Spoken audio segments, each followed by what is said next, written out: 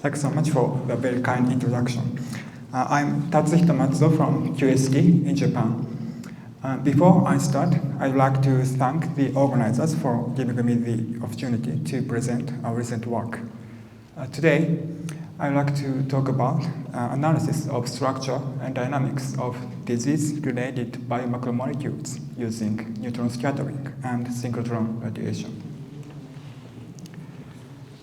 My presentation has 4 parts. First, and mainly I will describe the first topic on the dynamics and structure of lysozyme amyloid fields. Then I will introduce 2 recent studies on proteins related to fibrosis in lung and related to some cancers before finishing with a brief summary. So let me start with first topic. As is well known, amyloid fields are involved in a disease classified as amyloidosis, such as Alzheimer's, Parkinson's, etc. And one interesting feature of the fields is polymorphism, which is a phenomenon that an identical protein forms fields with different morphology and properties depending on fibrillation conditions. And in the case of the lysozyme, it's a representative model protein in amyloid research, and also the protein that we used in this study. The general trend of the polymorphic fields is like this. Fields formed at acidic pH like 2.7 that we call LP27. Fields are longer fields and less cytotoxic. On the other hand, fields are formed at near neutral pH, like 6, that we call LP60. Fields are aggregates of shorter fields and are more cytotoxic. However, the molecular mechanism of this different level of cytotoxicity is not understood. So far, many studies have suggested that amyloid cytotoxicity is caused by the interactions between the fields and biomembranes. And also, this interaction is considered to depend on polymorphic fields. But we don't know any detail. So it is likely that the difference in the level of cytotoxicity caused by the polymorphic fields is caused by the difference in the interactions between the fields and biomembranes. So what we want to understand is the molecular mechanism of the field-lipid interaction, and also a possible difference in this interaction between polymorphic fields with different levels of cytotoxicity. Regarding the interactions between molecules, it is well known that the strength and efficiency of interaction is affected by a molecular flexibility, and that we call dynamics. As you can see in this graph, as the molecule becomes flexible, this promotes a binding of its partner. This indicates that the molecular flexibility plays an important role in the interaction. So based on this, when we think of the interaction between the amyloid fields and lipid membranes, it is important to understand the dynamics of fields and lipids in addition to their structures, both before binding and after binding, so before interaction and after interaction. And what I share with you today is the first step toward this goal. So the first topic is a dynamical difference between the 2 polymorphic fields that I introduced in the previous slide before binding. And the second one is the structural changes of fields and lipids following the interaction. And here we used neutron scattering. So in the next slide, I'll briefly describe this technique. When neutrons irradiate a sample, some neutrons scatter without changing their energy. And this is elastic scattering and called ions, which mainly gives the information on the amplitude of atomic motions. On the other hand, when the neutron energy changes upon scattering, this is quasi-elastic scattering, and it's called quench. This mainly gives the information on the rate or frequency of atomic motions. And in these techniques, the signal comes from incoherent scattering. And here, the cross-section values of many atoms are summarized. And as you can see, the cross-section of hydrogen atom is much larger than any other atom, and it's isotope deuterium. So we mainly observe the motions of hydrogen atoms in proteins or lipids. And also, hydrogen atoms are distributed almost uniformly inside the molecules. So we can see the motions averaged over all the hydrogen atoms in the molecules. And in this technique, the corresponding time scale is like 7 nanosecond, and the length scale is angstrom. So now let me move on to the first topic. We carried out the ions and quench measurements using a spectrometer IN13 in IAL in France. As specimens, we used hydrated powder samples of LP60 and LP27 from 20 Kelvin to 310 Kelvin for ions and 300 Kelvin for quench. And we used the energy resolution of 8 microeV. This serves as an observable time window, so this determines the time resolution of the measurements. And in this case, it's about 80 picosecond, so we see the motions of amino acid side chains.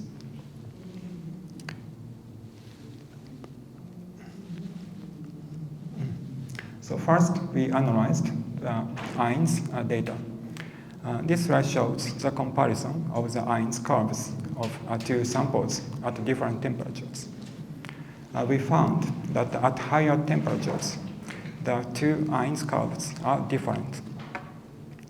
And we analyzed these curves using an analysis called MSPF analysis.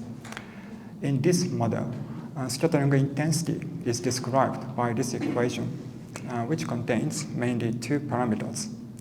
The first one is R square. This is an averaged amplitude of atomic motions. And beta is a measure of the motional heterogeneity. So it's a measure of the distribution of the amplitude. And the distribution of the amplitude is represented by gamma distribution. So we used this equation to extract these two parameters. And the results are shown in this slide. If you look at the graph at the top left, you can see that there is no significant difference in the MSPF, so average amplitude. However, we see a large difference in the beta value, so it's a measure of the motional heterogeneity. So the dynamical difference of the two fields is in the distribution of the amplitude of local atomic motions, not in the average amplitude.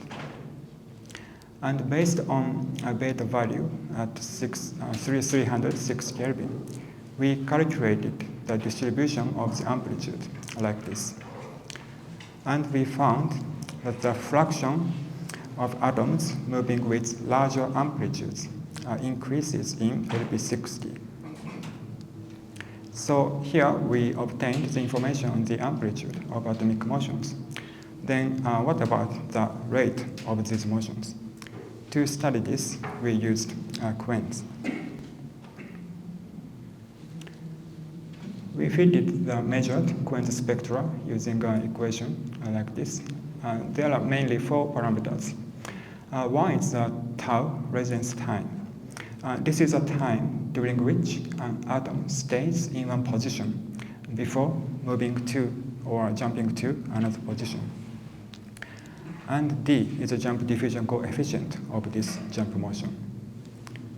And from A0, we can extract two parameters.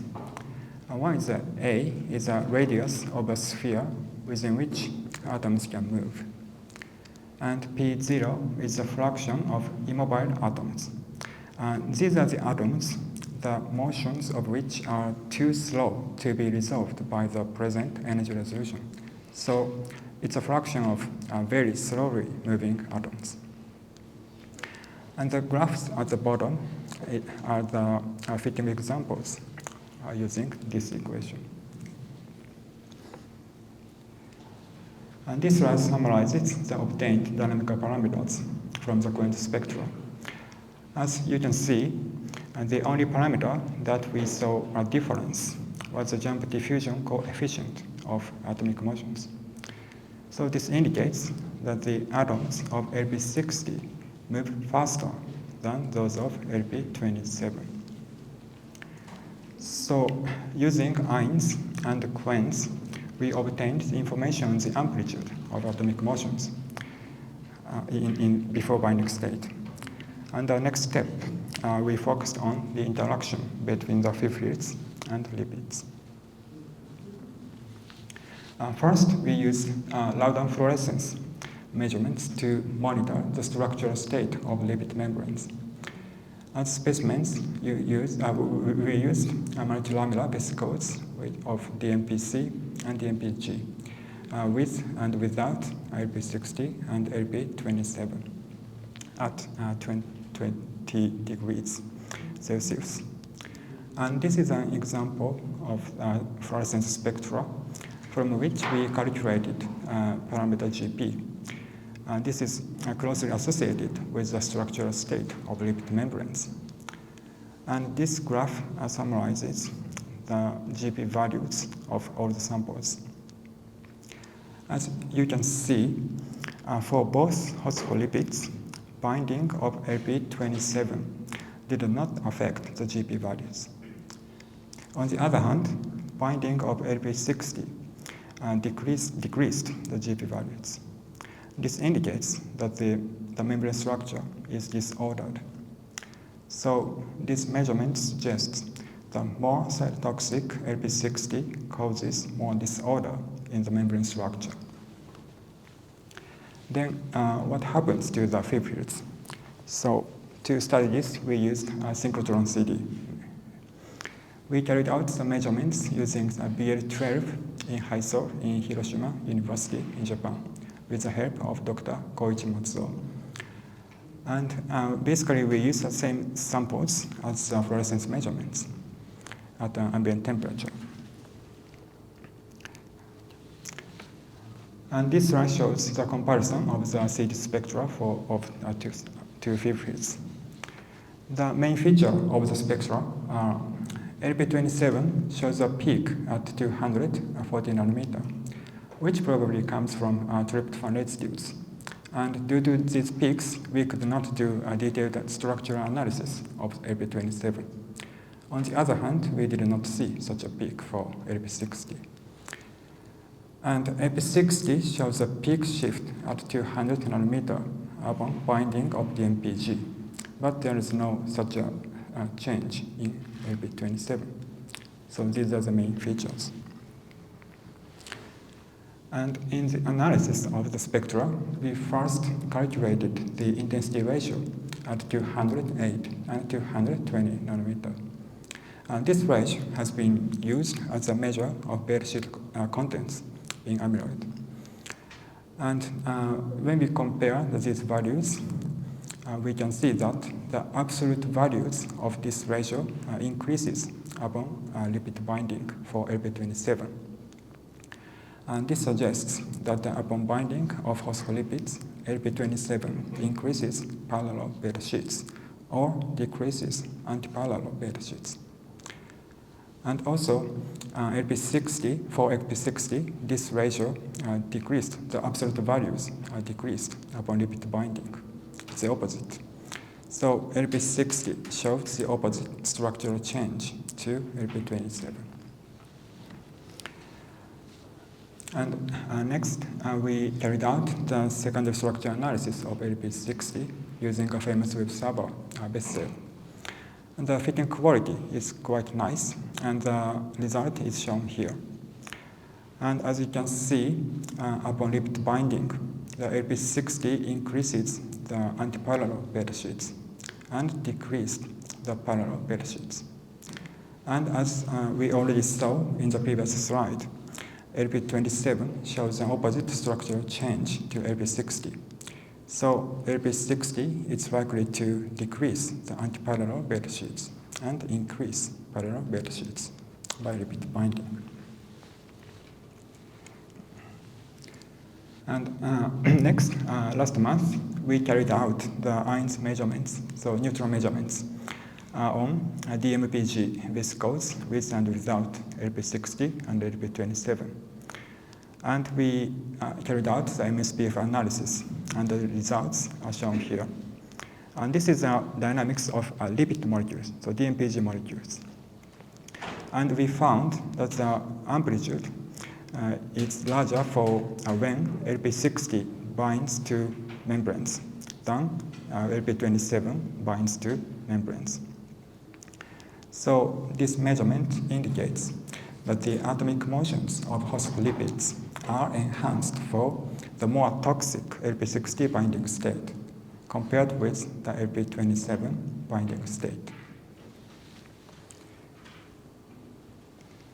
Now let me summarize the first topic on amyloids. We used neutron scattering and synchrotron CD and found the difference in the structure and the dynamics of fibrils and lipids upon interactions. And based on the findings, a possible mechanism of the different levels of cytotoxicity is considered as follows.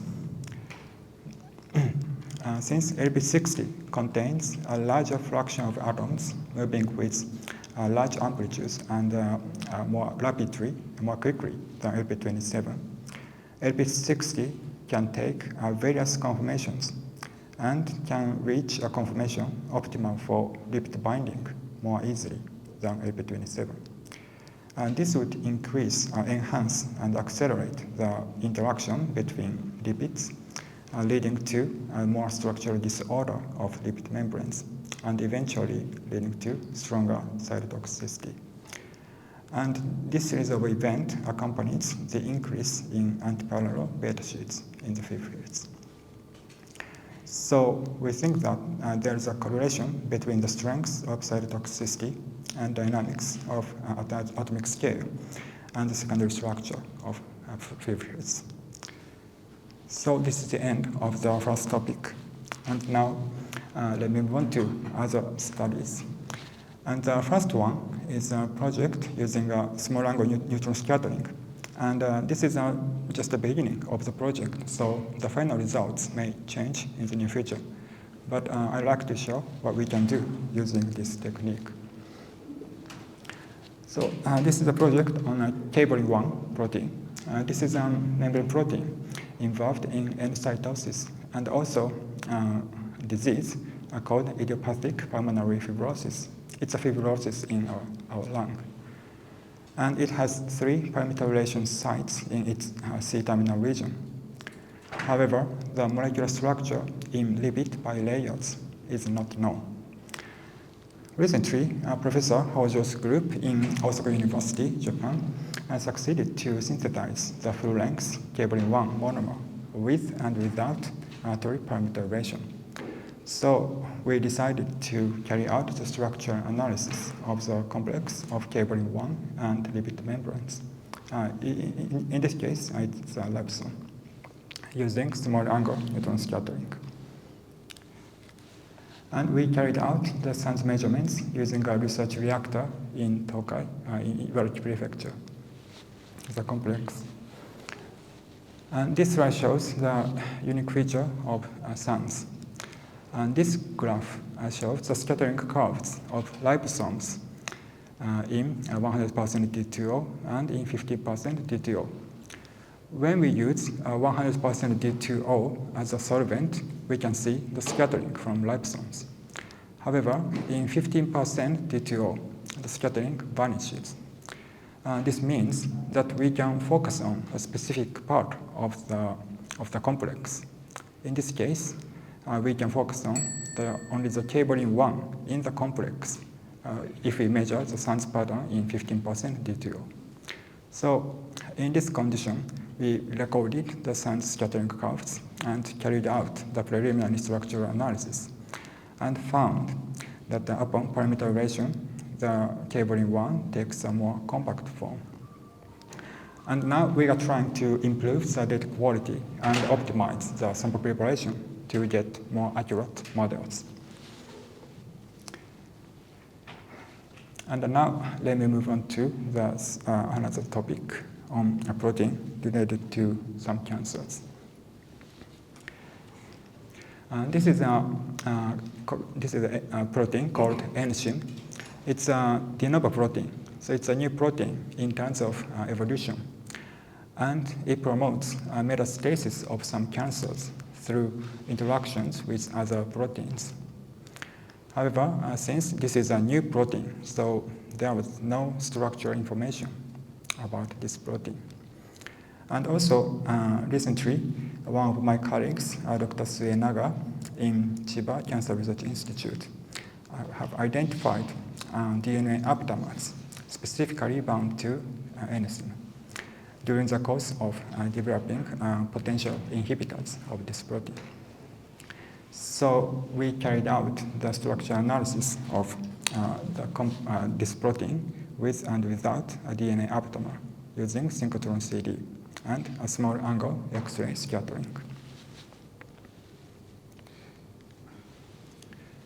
We carried out the synchrotron CD measurements using high-SOL.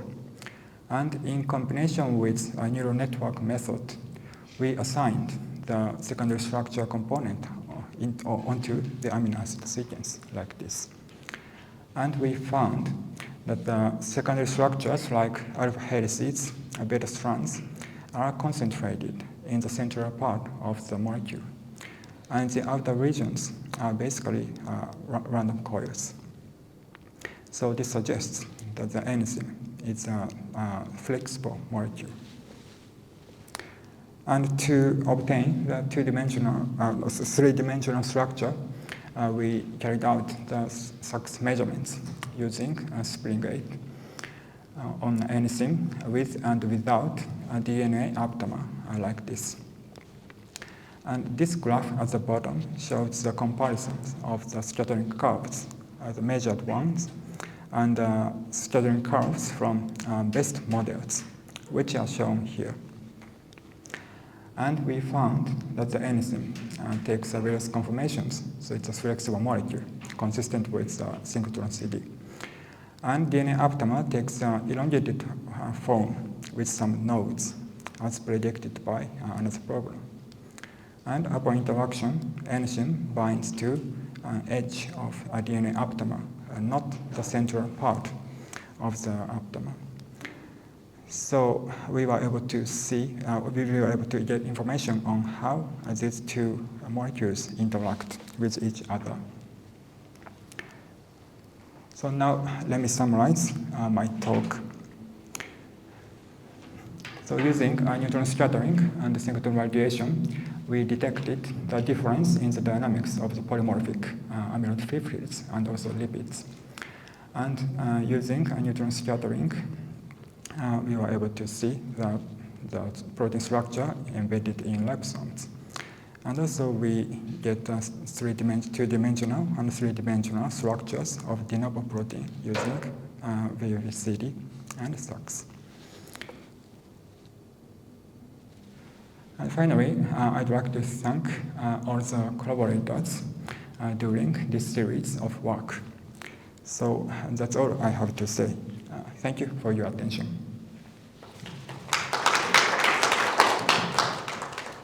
Thank you. もちろん日本です。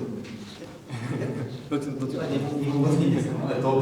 一番最初のところで非常に興味深いお話ありがとうございます。一番最初のところで病原のものはランダムとかディスオーダーのものがその病気につながるというようなアミロイドファイバーのことを言われてたんですけど、それはランダムの構造の中になんか病気をもたらすような構造が含まれるのか、それともランダムレスがその病気の原因になる、なんかその因果関係っていうのはどういう感じで考えればいいんでしょうか。そうですね、そこはすごく難しいところだと思うんですが、一般的にはランダムというか動きやすい分子というのが結合を促進したりするので、その分アミロイドの場合は、脂質膜と相互作用するチャンスが増えるし、結合も強くなると。でその結果として、構造の乱れがより起きやすくなるというふうになってるんじゃないかな。それの結果として、実際の生体の中では細胞死が起きたりして、機能が失われていくんじゃないかなというふうに思ってます。ありがとうございます。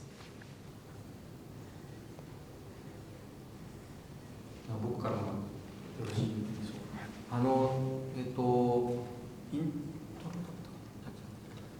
か。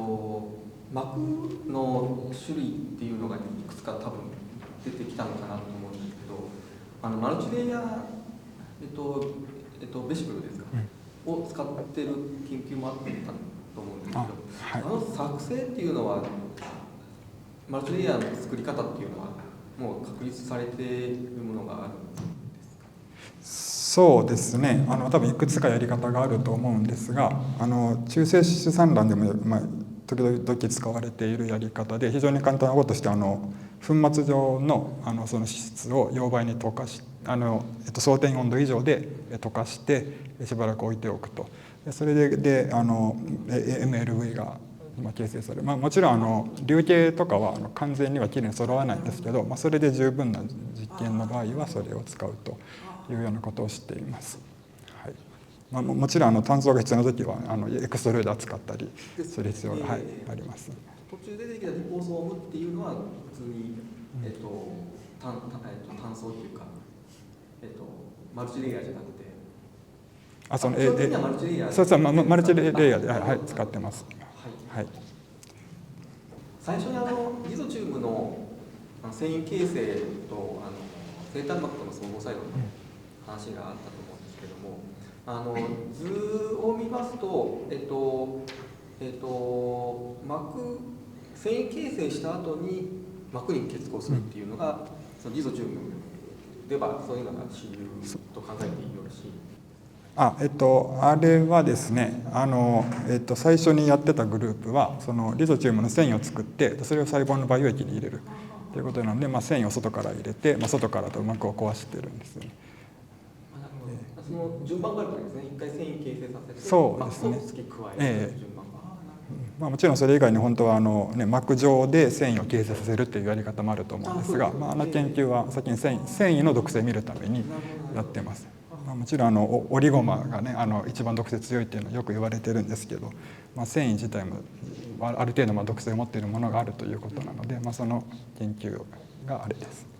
素人の質問でテクニカルなことをお聞きしたいんですけど、中性子のところで50マイクロ分解能が5マイクロか50マイクロが50ピコセカンド、そこの変換っていうのはどう考えればいいかちょっとできなかったところあるんですけど。あれはハイゼンベルグの不確定性原理でエネルギーと時間に関する不確定性原理です。あれでそれで出てくる時間です。中性子最初にフランスでやられた2種類の実験、結局実験自体は、見れるものっていうのはやっぱり形っていうか。あれは、アミノ酸の、側鎖の動きですね。それがどのぐらいの振幅で動いていて、どのぐらいの速さで動いているか、そういう情報が分かる。やっぱり種類っていうのはやっぱり限られてくる。全てのアミノ酸を平均したものになりますね。ただ重水素化とかを使うと特定のアミノ酸だけの動きを見るということもできますが、そこはちょっと資料調整の問題が出てくるので難しいと思います。では松尾先生どうもありがとうございました。